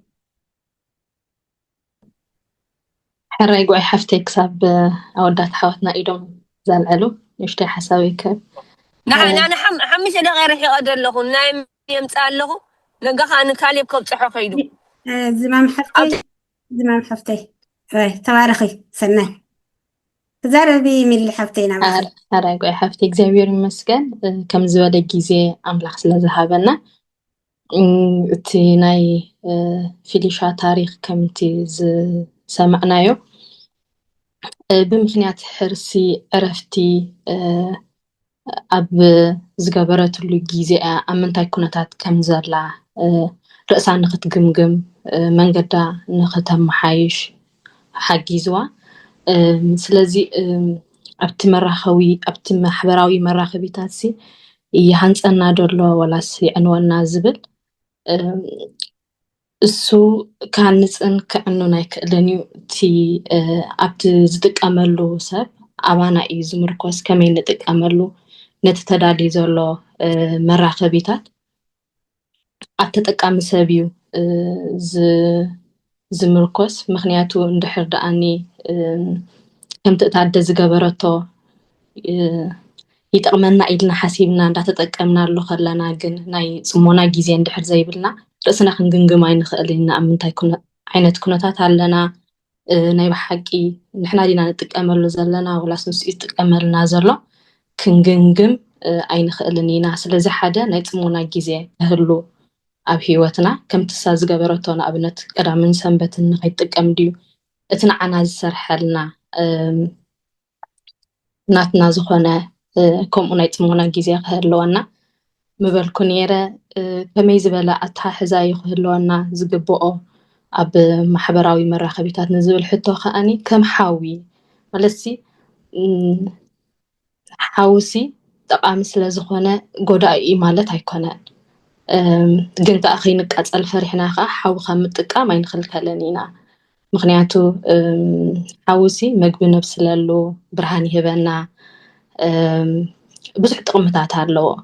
ግን ከዓ ኣብቲ ኣጠቃቅማ እንድሕር ደኣ ዘይተጠንቂቕና ከዓኒ ንእሽተይ ሓዊ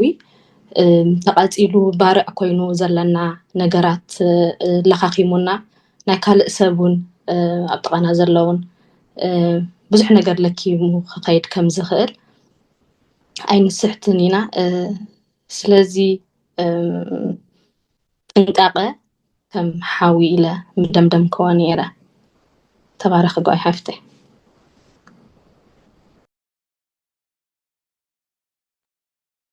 ኣሜን ምሊ ሓፍተይ ሓቂ ምላኽ ባርክ ሚልየ እወ ናይ ብሓቂ ፈሪሕኻ ዶ እንታይ ዝበሃል ኣሎ ፈሪሕኻ ዶ ከይደቀስካ ይሕድር ይብሉ ኣቦታትና ወይ ስድራና ማለት እዩ ስለዚ ከመይ ጌርካ ዲኣኻ ክትጥቀመሉን ክትመላለሰሉን ዝግባአካ እምበር እወ ክትፈርሕስ ወይ ከዓ ከይተጠቐምካስ ክኸውን ከም ዘይክእል ኢና ተማሂርና ዘለና እሞ ኣምላኽ ይባርኪ ሚላ ሓፍተይ እሺ ዲያቆን ዳዊት ሓወይ ሰላም ንዓኺ ይኹን ጎዐይ ሓፍተይ ኩላትከን ይሕዋት ሙናብታት እግዚአብሔር ይመስገን ኣነ ኣብዛ ዝተላዕለት ዝተነበት ታሪክ ኩላ ብጣዕሚ ሓናፂት እያ ብፍላይ ሕጂ ብወገን ኣደ ኮንካ ትሪኦ ወላ ከዓ ብወገን ኣቦ ንኩሉ ብማዕረ ምናልባት ጥራሕ ብናይ ደቂ ኣንስትዮ ወይ ብወገን ኣዴታት ተኣኪብና ስለ ዘለና እንተዘይኮይኑ ማለት እዩ ግን እቲ ኣውራ ነገር እቲ መልእኽቱ ከመይ ጌርካ ነብስኻ ትመልኽ እዩ ከመይ ጌርካ ነብስኻ ርእስኻ ትገትእ ንሓደ ነገር እንታይ ደሊኻ ትኸዶ ድሕሪኡ ኸ እንታይ ኣለካ ናብኡ ደምልስ ንነብስኻ ክትመልካ ምኽኣል ንሱ ክገዝኣካ ርእስኻ የሕሊፍካ ዘይመሃብ ኩላትና ሲ ዝማሕበራዊ ሚድያ ንጥቀም ኢና ብውሕዱስ ናይ ምርኻብ ዕድል እውን ስለ ዝበና ማለት እዩ ሕጂ ግን ብነፃ ክንረኸበሉ ንኽእል ዕድል ተፈጢሩ ማለት ንሱ ክገዝኣና ኣለዎ ማለት ኣይኮነን ወይ ነፃ ከነንብበሉ ንኽእል ባይታ ስለ ዝኸፈተልና ማለት ዘለና ኩሉ ግዜ ኣብኡ ነጥፎ ማለት ኣይኮነን ሕጂ እቲ ሶሻል ሚድያ ከምቲ ካልእ ኩሉ ኣብ ማሕበራዊ ናብራና ንነብሮ ብዓቐን ከምኡ ኢና ንገብር ሓቀይ ስራሕ እውን ንሲ ክንከይድ ከለናስ ገደብ ኣለዎ ንኣትወሉ ንፈልጦ ኢና ንወፃሉ ንፈልጦ ኢና እዚ ከዓ ልክዕ ኣብኡ ዘድልየና ነገር ደሊና ንኸይድ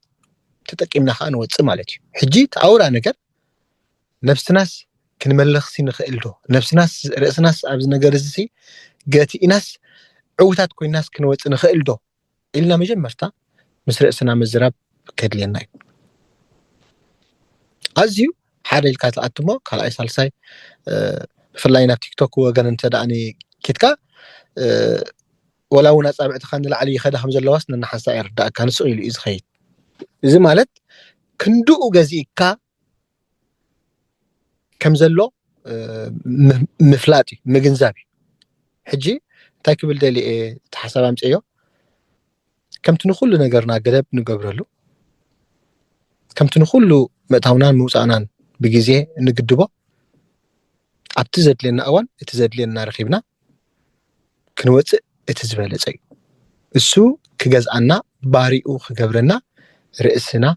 ክንህቦ ኣየድልየናን እዚ እንተደኣ ሂብናዮ ንሱ ዝመርሐና ንሱ ዝብለና ኢና ንኸውን ስለዚ ከምቲ ዝተላዕለ እታደ ድፍዕት ክትከውን ኣይትኽእልን ብወገን ትበውን ንፉዕ ኣቦ ክኸውን ኣይክእልን እዩ ማለት እዩ ምክንያቱ ኩሉ ነገሩ ተገዚኡ ከም ዘሎ ስለ ንፈልጥ ስለ ዝረአ ዘሎ ማለት ስለዚ ንሱ ባሪኡ ክገብረና ርእስና ኣይናሃቦ ዕድላት ተኸፊቶምልና ነገራት መፂኡ ቀኒዑልና ኣብ ኢድና ኣትዩ ማለት ድማ ንሱ ሙሉእ ብሙሉእ ናትና ተወክልቲ ክኸውን ኣይግብኦን እዩ ስለዚ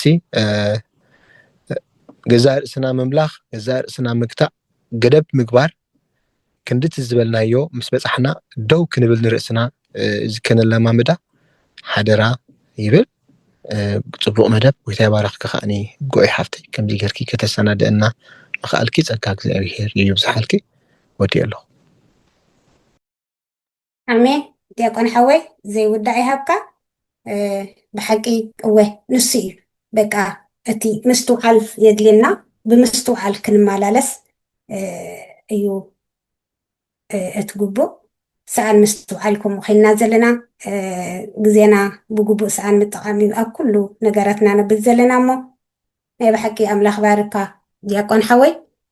ሕራይ ሜሮን ሓፍተይ ናባኸይ ሰላም ጎይ ሓፍተይ ኣምላኽ ባርኪ ፅቡቅ ጌር ክትመርሕና ፀኒሕኪ ስብሓት ኮኖ ንኣምላኽ ንሻምናይ ጉባኤ ክነጋባእ ስለዝፈቐደ ብመዝሙር ብምንባብ ዘገልግል ነብልክናላ ኣሕዋት ድማ ኣምላኽ ባርክን ግዜ ኣይወስድኒ ኩሉ ተባሂሉ ስለዝኾነ ክልተ ነገራት ግን ክትንክፍ ምደለኹ ቀዳመይቲ ንኩላሃና ኣብዚኣ ደለና ዋላ ክንሓቶ ንነብስና ሲ ናይ ግድን ድዩ ኣብ ሶሻል ሚድያ ክንህሉ ደለና ዘዝመፀ ኣፍ እናውረና ሲ ናይ ግድን ክንሳተፍ ኣለና ድዩ ኮይኑ እዚኣ ንኩላሃና ትምልከተና ኮይኑ ስለዝስማዓኒ ማለት እዩ ኣብኡ ብዘይምህላውና ሲ ከምዚ ከም ድሕረት ወይ ዝሓልፈና ነገር ደሎ ኮይኑ ከይስማዓና ከዓ ይደሊ ምክንያቱ ሲ ወላ ሓደ ዝሓልፈና ነገር ክህሉ ኢለ ኣይሓስብኒ እንትርፎ ካብቲ ኩሉ ክትዛረቦ ፀናሕኩም ግዜ ማኔጅመንት ክትገብር ክተተኣኻኽሎ ትትሪኦ ነገር ክትመርፅ ኣብዚ ኩሉ ግን ሲ ናይ ግድን ዘዝመፅእ ኣፓውሪና ክንጥቀም ኣለና ድዩ ድብል ሕቶ ይመፀኒ እሞ ንኩላሃና ዝሓቶ እዚኣ ማለት እዩ እታ ካልአይቲ ምናልባት ክንኣቱ እንተህሊና እሞ ግዜ ገደብ ንገብረሉ ኢና ንብል ተኮይንና ምናልባት ኣይመስለንን እንድዩ ምክንያቱ ይስሕበካ ከም ድኾነ ስለትፈልጥ ኩሉ ንሪኦ ድማ ሓቂ ከም ዘይኮነ ክረዳእና ከም ዘለዎ ይደሊ ክንፈልጥ ኣለና ይብል ማለት እዩ ምክንያቱ እቲ ኣብኡ ንሪኦ ነገራት ኩሉ ሲ ማዕረ ክንደይ ሓቂ እዩ ክንደይ ደምስል ሰብ ከም ደሎ ብዙሕ ዶክመንታሪ ድወፀ ነይሩ ሰብኣይን ሰበይትን መሲሎም ነታ ሸውቲ ኣዮ ፅቡቅ ሓዳር ከም ደለዎም ደቆም እንታሽሙ ከም ድገብሩ ኣርዮም ሲ ኣብ ገለ ፕሮግራም ርያ ነይረ ብድሕሪኡ ግን ናይ ብሓቂ ሰብኣይን ሰበይትን ኣይኮኑ ንሶም ነታ ሸው ነቲ ስፖንሰር ድገበሮም ሰባት እዮም ደፋልጡ ነይሮም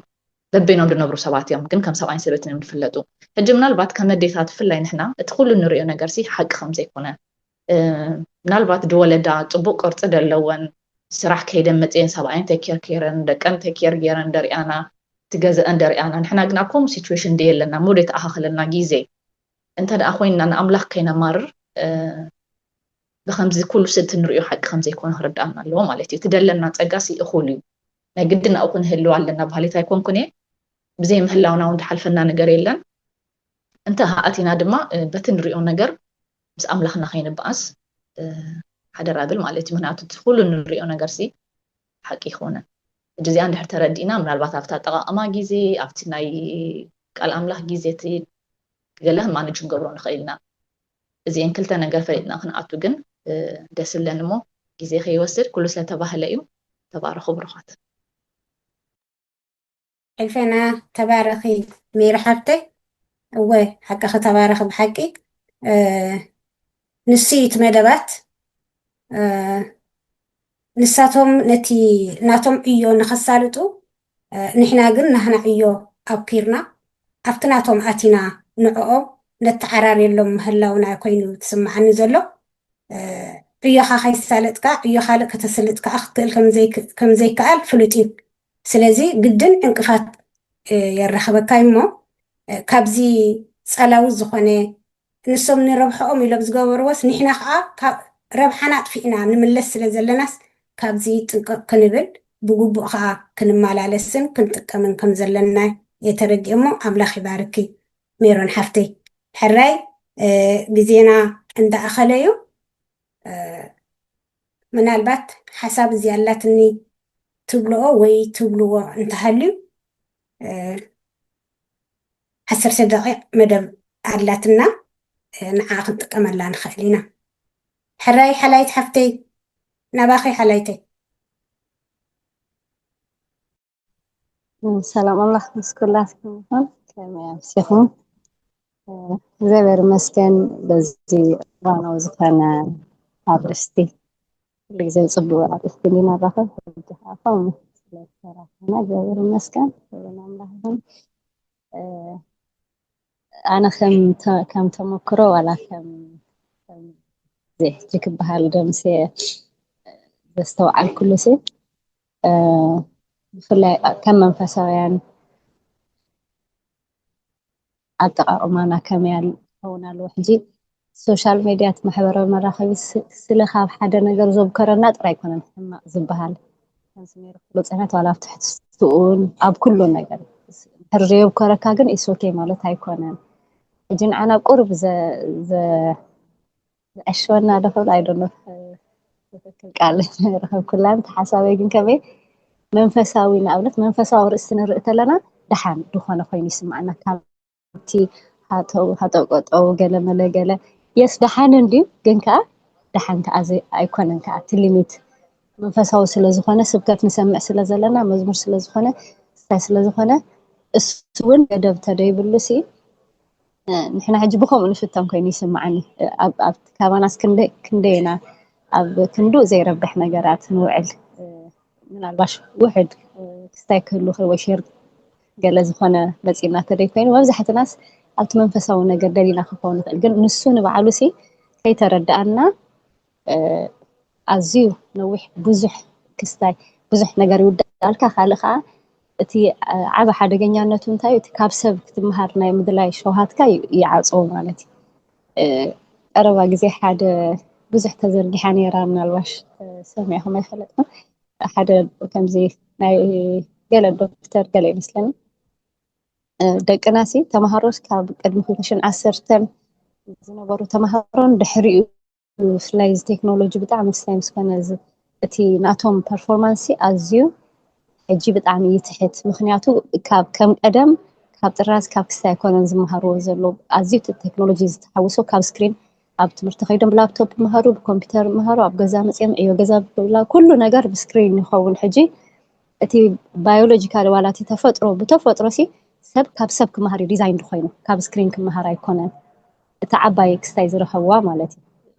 ከምኡ ኢና ተፈጢርና ስለዚ እቲ ናይ ስክሪን ሓደገኛነት እንታይ እዩ ዋላ ብደቅና ይረአየና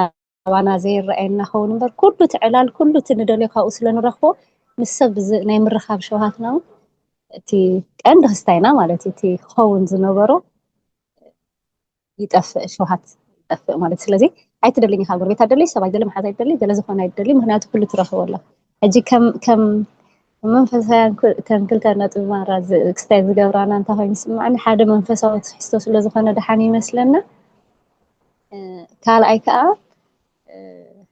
ካልእ ከዓ እቲ ኣብ ግዜ ጠቃቅማ ንኣብነት እናሰራሕኩ እየ ዝሰምዕ ዘለኹ ኢስ ኦኬ ኮፍ ኢለ ኩሉ ስርሐይ ገዲፈ ይኮንኩን ስለዚ ድሓን እዩ ኣነ ንባዕለይ ሕጂ ከምኡ ይጥቀም እየ ግን ክበዝሕ ከሎ ትሓስብ ከለካ እንታይ ከዓ ስታይ ትኾኒ ሕጂ ደቅኻ መንጎ ተመፅኦም ስቕ በለ ሰማዕ ኣለኹ ገለ ሕጂ እቲ ሞር ኢምፖርታንት ናይ ደቅና ሕቶ እዩ ነይሩ ግን ዋላ እናሰራሕና ኮንሲ እቲ ናቹራል ድምፅታት ናይ ደቅና ዋላ እቲ ጨርባሕባሕ ናይ ማይዱ ናይ እቲ ናቹራል ድምፅታት እናፅላኣና ይመፅእ ማለት እቲ ወጨጭ ናይ ቆልዑት ናይ ገለ ኩሉ በቃ ረበሻ ኮይኑ ይስማዓና እቲ ረበሻ ግን ኣይናይ ካብ ምፍላይ ክሳብ ምስእን ንኸውን ማለት እዩ ናይ ፋሚሊ ናይ ደቅና ድምፂ ክሳብ ክስታይ ንኸውን ስለዚ እዚአን ከዓ ብዙሕ ደይነስተውዕለለን ነጥብታት ኮይነን ይስማዓኒ ሞ እቲ ግዜ ሲ ካት ምግባር ኣብ ግዜ ከምዚ ኣይጥቀምን ዝበሃል ካልእ ከዓ ዘይንጥቀመሉ ንኣብነት ኢንስታግራም እቶም ዘድልዩ ንሰባት ኣነ ብዋትስኣፕ ትረኽቦም ተለካ ኢንስታግራም ምክፋት ጥቕሚ እውን የብሉን ስለዚ ዘድልየካ ሶሻል ሚድያ ብሓንቲ ጥራይ ንሰብ መራኸቢ ብሓንቲ ናይ ክስታይ ከዓ ሓንቲ ኢልካ ግድን ኩሉ ክስታይለን ተተኸፊቱ ግን ብኸምኡ እዩ እቲ ኔትወርክ ምስ ዓበየ ወይ ብኡ ዝረኽቦም ሰባት ኣሎ ብከምዚ እናበልካ ከዓ ይኸይድ እዩ ብዙሕ ሕጂ ካብ ዘጋጠመኒ እናተይን ኣብ ከባቢየ ዝተባዓልኩ ወይ ሓፍተይ ካብ ዝላዕሊ ደጋሚ ትኸውን ተባረኽ እዩ ኣሜን ኣሜን ሓላይት ሓፍተይ እግዚአብሔር ዕዚዝ ይባርኪ ሓቂ ሰናይ ዝኾነ ሙዕዶን ምስክርነት እሞ ተባረኺ ሕራይ زد من يتبل الله دانم تبل الله نبخ سلام كلاتكم فتاتي احواتي حاتي كما يوعدكم جابر مسكن نبحاك تصبوا بروجرام سنيحو جابر يبارككم كلاتكم أنا حجنا إيشتو تقديون كيدو عند والكيو أكي حزمة أنتي أعطى سوليشن ويدما تفتح نيشتو حسابي كهبت لي مالتي برقص كم زوالكم ماتي ماس ميديا زبهال كلتي يتصلوا اللو وتصبوا اللو حما قالوا لك كم تمقبي كم زغرب كايزي كونس كم زولع كايز خون كمتي زواسدنا يا خا كصلوا كغبريو اب وشتنا يكون اب زوريانا مالتي ግን እንታይ ክንገብር ኣለና ንኣብነት እንድሕር ዳ ክንገድፎ ኣለና ዝብል ምክሪ ተዋሂብናስ ከመይ ጌርካ ኢኻ ክትገድፎ ትኽእል ኣብዚ ሕጂ ሓደ ትሕዞ የድሊ ማለት እዩ ክገድፎ ዝገብረንሲ ዝሓዝክዎ ወይ ዝተሓዝ ክህሉ ኣለዎ ዝተማሃርክዎ ክገብሮ ዘለና ማለት እዩ ሓደ ካብኡ ዝብሎ ሕጂ ብዛዕባ ግዜ እዩ ማለት እዩ كل هيوتنا مسا أملاح زلنا يكون عم مدري عب سجانا بزغونا نجار كله عب جزية يدلهم على جزية سلزهابنا يناون الجابير أملاح تمديلنا الرخب كله هيوتنا عب جزية بتتقال على كريستوسون بجزية زرحنا زفكرنا زهيبنا زلنا نسحا جزيون تعد من بعلو جزية تخببي تهوتنا مالت حجي نجزية ندحر دا فليتنا يو حانت خاليتسي أب هوتنا سي عبايا مالت كما قرنا ندحر دا حيزنا يا ندحر دا زي تهانس أنا قوينا تا حانت كاليت أب هوتنا أوشت كاليتسي هوت تحلف تخيليا سلازي نهوتنا خنبل ነታ ግዜ ብዝግባእ ክንጥቀመላ ኣለና ስለዚ ብዛዕባ ግዜ ክንመሃር ኣለና ብዛዕባ ግዜ ክንፈልጥ ኣለና ብቤተ ክርስቲያን መጠን ወይ ብማሕበር መጠንሲ ወይ ብግልና ዲገለ ኣብ ግዜ ዘለና ኣፍልጦሲ ልዑል ክኸውን ኣለዎ ብጣዕሚ ማለት እዚ ከዓ ንኣብነት ሕጂ እዚኣ ኣምፂኽና ዘለኽን ኣርእስቲ ሎሚ ከም ኣጀንዳ ኮይና እንድሕር ዳ ተዘራሪብና ኣላ ዓባይ ፅብቕቲ انت اتفتح عند حد عيلنا نتفتح زمهرنا زغلو خمسي ابنا زغلو سب نابنت بزعبا ماس ميدياسي سايبر سيكوريتيز تمهارو كال بزعبا ميديا تمهارو سب موياسي كله يقول يوم نسمعنا اتخن قبر زغبعنا نغبر عين غبر زبلسي كاخلنا اي كدنيو الى اذا حاسب مالتي نخاين نقبر زلينا كن كنوصل لنا نابنت بزعبا غزي مفلاد كلنا كنبلو خمس انا حنا كبلي دلي እግዚአብሔር نقولاتنا يباركنا روح مشي امين امين بحقي هو بزي نبلو دصنحنا بحقي ات غزي ذهب املاح نعو خنرداء نعو دستوعل لبي يهب الناس جابهر نبي حقي حراي يرد حفتي يتكحفى بالكس أني حقي نبخي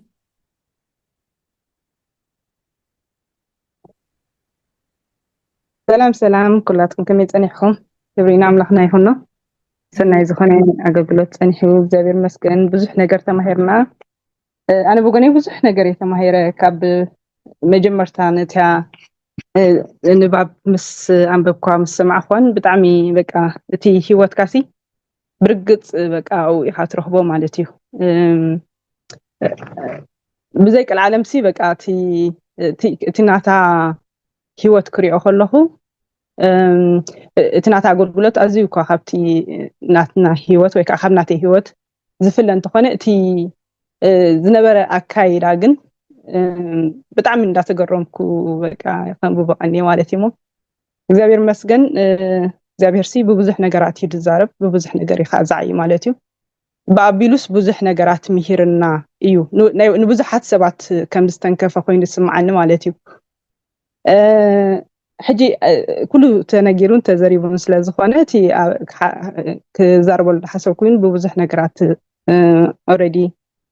ተገሊጽ እዩ ማለት እዩ ግን ኣፍታ ናይ መወዳእታሲ ፋልሻ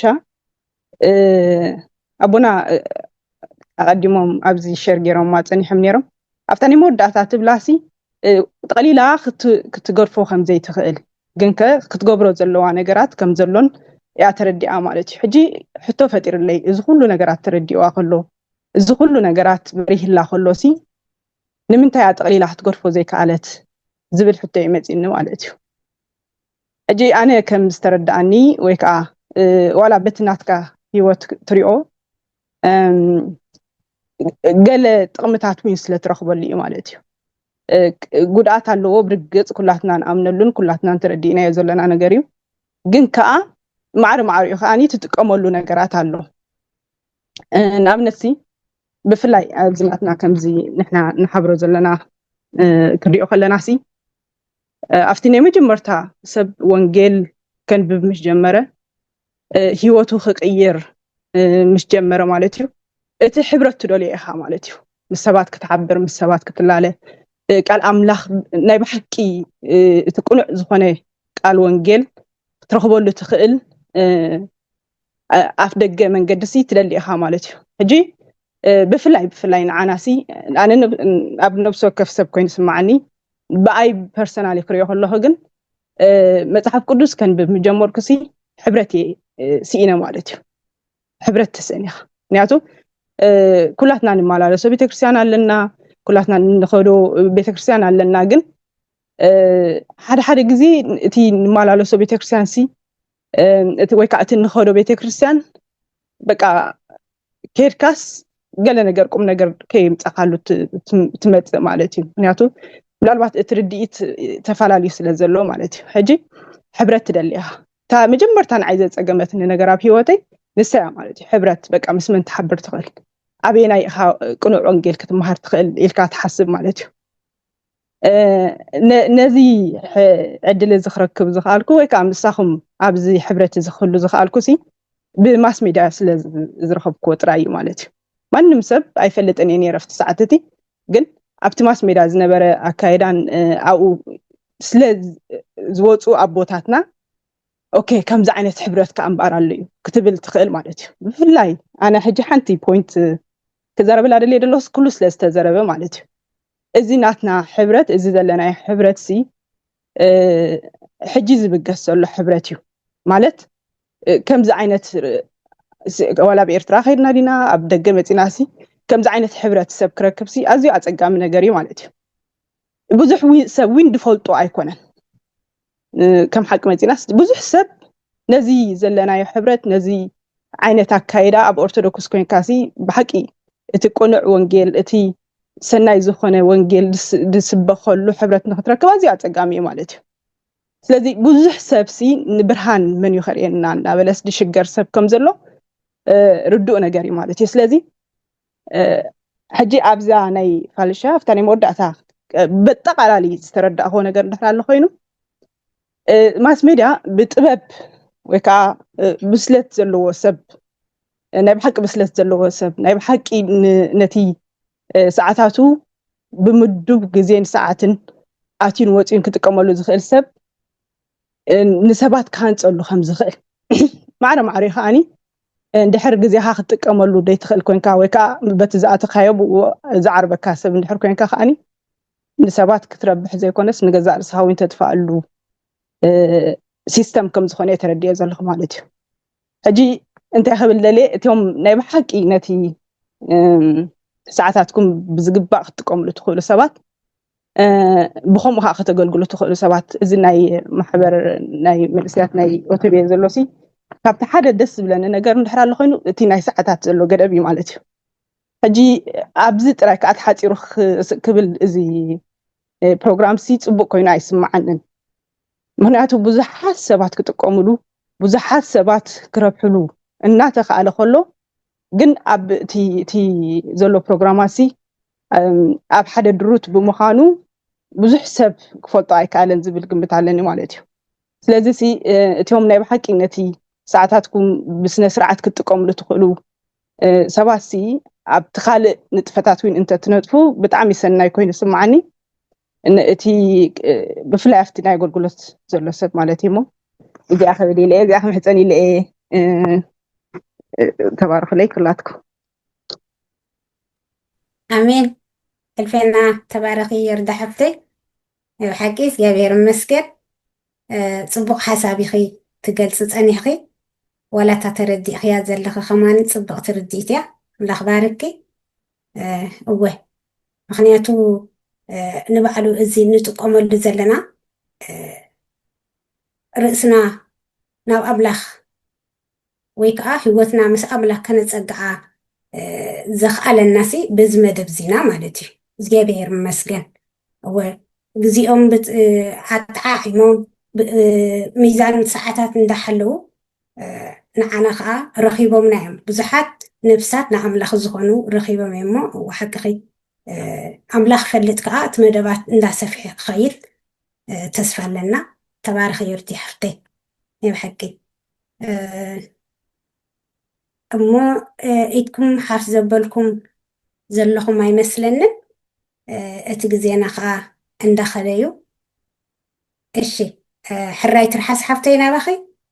እሕፅር ኣቢልኪ ሓሳብኪ ክትገልፂ ትኽእሊ ክትሓ ኣባይ ኩሉ ተባሂሉ እንዴን ኣምላኽ ክብሪ ይኹኖ ከመይ ኢልኩም እግዚኣብሔር ኣምላኽ ተመስገነ ይኹን ኣነ እኳ ምስጋና እያ ዘለትኒ ብሓቂ ከም ዝበለ ስድራ ኣሕዋት ስለዝሃበና ስለትግሃትን ከዓ ንኣምላኽ ኣዝየ ዘመስግኖ እታ ንዓይ ኣብ ልበይ ዝመፀስኒ ማለት እዩ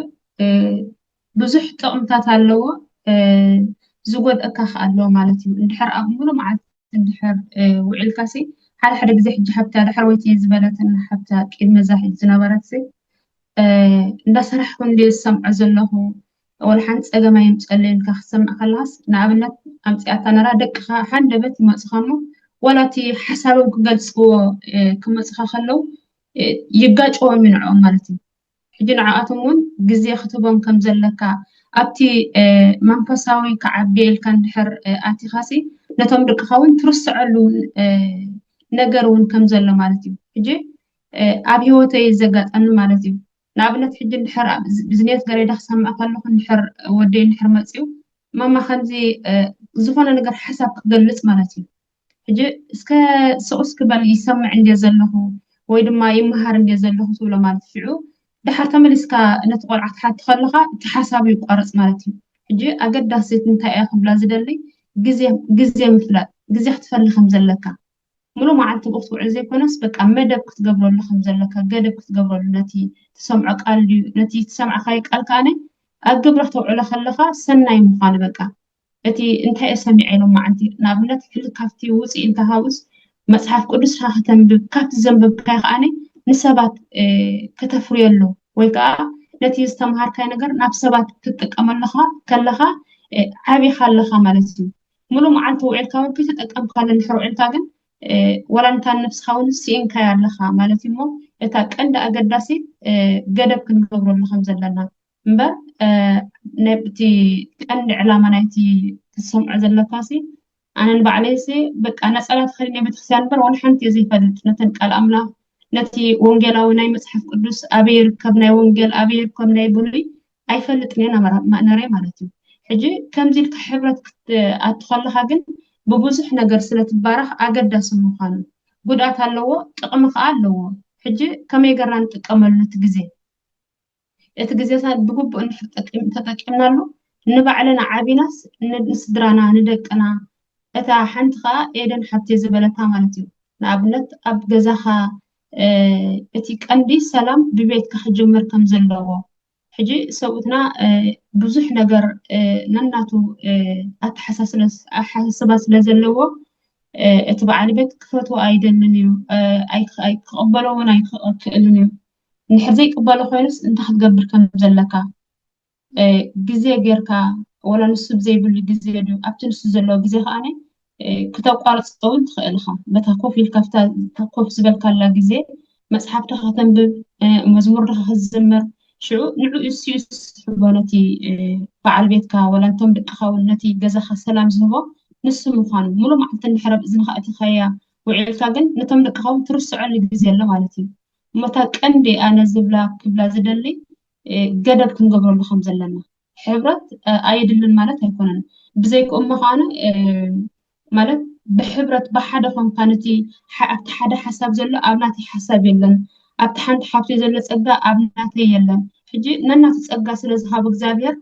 ትተሃናነፅኻ ማለት እዩ ኣብቲ ሓንቲ ዘሎ ንዓይ ክሃንፀኒ ይኽእል ኣብቲ ናተይ ዘሎ ዝሃበኒ ፀጋ ከዓነ ነቲ ሓንቲ ሓብተይ ክሃንፀ ይኽእል ኣብ መነባብሮይ ድዩ ኣብ ደቀይ ከመይ ገረ ይዕብድ ብዙሕ ነገር ስለተዓቢ ብብዙሕ ነገር ካ ተዓቢ እሞ እታ ቀንዲ ግን ገደብ ክንገብረሉ ከም ዘለና ተማሂረ እሞ እዚ ክንገብር እግዚኣብሔር ደግፈና ኣምላኽ ኣገልግሎትኩም ይባርኽ ኣሜን ኣሜን ትርሓስ ሓብተይ ንዓኻ ከዓ እግዚኣብሔር ብሩኽ የብልኪ ብሓቂ እወይ ወላታደ ከምኡ እያ ትብል ዘላ ማለት እዩ እታ ቀንዲ ነጥባናታ ማሕበራዊ መራኸቢታት ፀገም ጥራይ ኮይኑ ዘይኮነሲ ኣብቲ ግዜ ሚዛናዊ ዘይምግባር እያ ምስክርነታ ትህብ ዘላ እሞ እወ ሓቂኺ ኣምላኽ ይባርክ ትርሓስ ሓብተይ ሕራይ ኢድኩም ሓፍ ዘበልኩም ካ ዘለኹም ኣይመስለንን ኣሎ ምናልባት ኣነስ እዚኣ ክብላ ነይሩኒ ከይበልክዋ ክሓልፍ የብለይ ትብልዎ ወይ ትብልኦ እንተሃሊክን ንሽተይ ዕድል ክበክን እንድሕር ወዲእና ኸይና ግን መደብና ብፀሎት ክንሓፅብ ምናልባሽ ማሕበራዊ ሚድያ እቲ ዝዓበየ ንሰብ ዝወስደሉ ግዜ እዩ ምናልባሽ ኤዱ ምሳይ ስለትመሃር ብዙሕ ግዜ ዝብላ ቃል ኣላ ግዜ ሂወት እዩ ስለዚ ግዜ ክነጥፍ ከለናት ሂወትና ነጥፍኦ ከም ዘለና ክርዳዕና ይኽእል ግዜ ክንረብሕ ከለና ከዓ ሂወት ንረብሕ ከም ዘለና ክርዳዕና ይኽእል ግዜ ሂወት እዩ ዝብል መረዳእታ ብቐሊል ክርዳእኩም ምእንታን ኣብ ህልናኹም መቃብር ሕሰቡ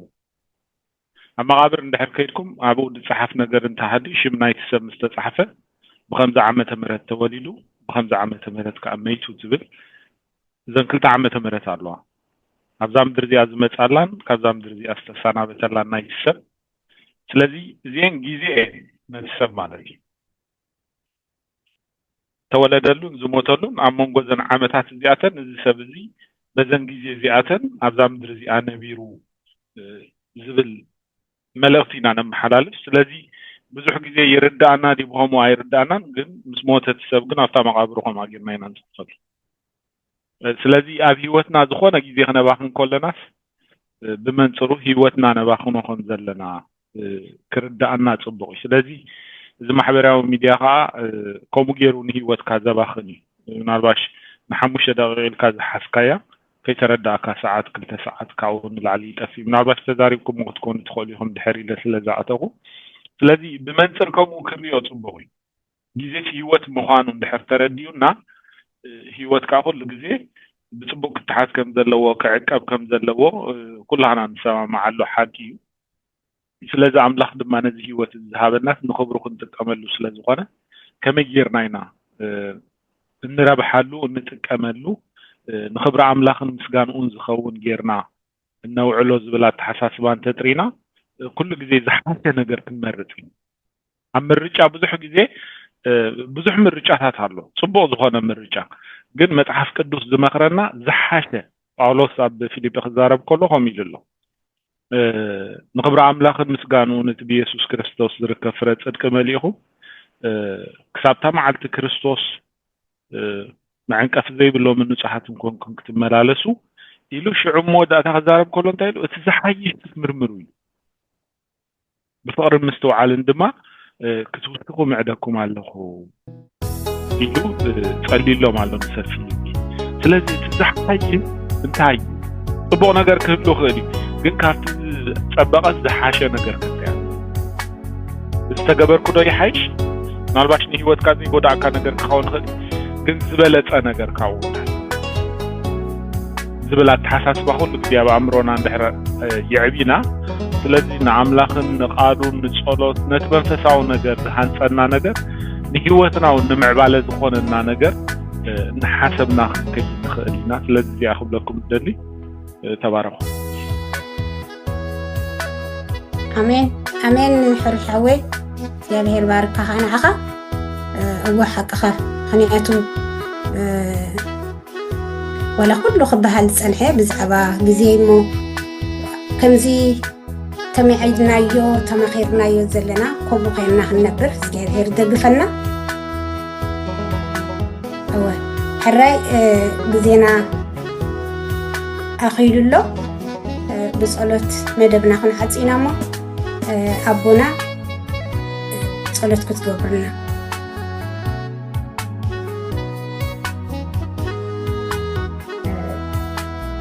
أبي كشيناس إيدكم حفابيلكم اللهم ما عنتلو يا أنساسي يتلع على جنابنا في الأخر صباش إساس جيو باش يناستي أوه دحين إيدكم حفابيلكم اللهم أخذ لخذ صلاة ورنا عن السخن حراي نسلم بار እግዚአብሔር ተዛሪብና ለንዲ በብዙ ነገር ፍላይካ አበጣቅማ ከመይ ከምለባማት ብጥንቃ አሁን መናለስ ከምዝግባና ተነጊሩናሎ ምርጫዩ ኩሉ ግዜ ድማ እንመርጽና ፈቃድካ ከምቲ ኣብ ሰማይ ከምኡ ድማ ምድሪ ይኹን ከምንብሎ ፈቃድ ኣምላኽ ንምግባር ፈቃድ ኣምላኽ ንምንባር كخوننا كم تقول أنا يسوع كريستوس تمرالسو نحن نكون مخنا مرالس لسوعنا كدوس እግዚአብሔር አምላኽና ስለዛፍ ካን ማዕድል ንምስግነካ ኣለና እግዚአብሔር ሓንሳእን ክልተ ሰዓን ይዛረብ ሰብኣይ ዝተውዕልን ተባሂሉሎ ወኣምላኸይ ሕጅግና ምስተውዓል ክኾነልና ነቲ ዘይጠቕመና እንብምባል ክንክእል ነቲ ዝጠቕመና ድማ ሕራይ ንኽንእዘዝ ክከኣለና عين خانت صحتك كباها قطويت كدربية تبعي لصحيح له وأملاخي إذا صحتنا زجاجينا كاب كبر خزر حقنا كاب تميت عوعثنا ندحيز قوتنا زبلا كله سجاه نتبل مو قطويتنا خندربيو خكالنا مش مودخا مرحنا يسوع كريستوس كدقفنا زنا جرزن سلي علينا هو أملاخي نأخذ وصلنا نأخذ شكلنا ناتكام خنا أبكله سعز جهاد أبكله سعز جلس نزنا جرزي كل الذين ناخذ فيه داخلنا سقاط بنا لمناك بزحات نسنا يمن يزرئنا يبللو وእግዚአብሔር برهان دز كبر حالنا مو بزحات برهان كنكون دماردانا بيت ما سلتن ابشكرن ابصبانا مكران زلو سقايوم اهتهم حمامهم نذكرنا وእግዚአብሔር تاكيبنا سليوم امكن ما نقرب علينا نودات تقبل نسخات فقط كايو يخونا له بركس وእግዚአብሔር ግና ከኣብቲ ዘለውውን ንስኻም ጾም ስለ ዘለኻ ስለ ህላውነትካ ክብር ንበካሉና ምሸትና እንዴትና ንባርኽ ከምዛ ምስሊ ኣገልግሎት ስለ ዝሃብካልና ተመስገን ኩለን ደቂ ኣንስትዮ ኣሓትና ባርኽ ንኩሎም ደቂ ተባዕትዮ ኣሕዋት ድማ ባርኽ ወእግዚአብሔር ሃገርናን ህዝብናን ቤተ ክርስቲያንና ናባኻ ንምስኣሉና زمن دحنن سلامن زمن عرفتن كتقبلنا زمن وانجيل كتقبلنا لما نصلي بسم ابن ولدن منفس قدوسن حدا املاح بركه እግዚአብሔር نقبل እግዚአብሔር ይባርክኩምን ይحلكم እግዚአብሔር ገጹ ይብራሃልኩም ጸጋኻ ያሃብኩም እግዚአብሔር ገጹ ይምለሰልኩም ሰላም ድማ ይሃብኩም በስመ አብ ወወልድ ወመንፈስ ቅዱስ አሐዱ አምላክ አሜን